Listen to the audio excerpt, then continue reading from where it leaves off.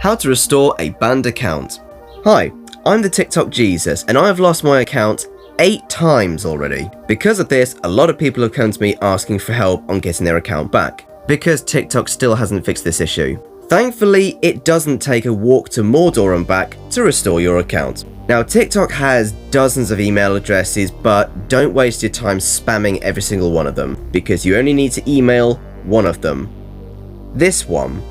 This is the only email address in which I've ever had a response, and it's the main one I've been using for the last few months. Just tell them who you are, your username, tell them your account has been taken down, you think it was a mistake, and you want a review. I will be honest, you might not get a response. It might be a late response, it might be an automated response, maybe an actual staff member, but just keep at it. Oh, and don't take no for an answer. I've been told that my account couldn't be restored, and I'm still here with 5.5 million followers, so keep at it.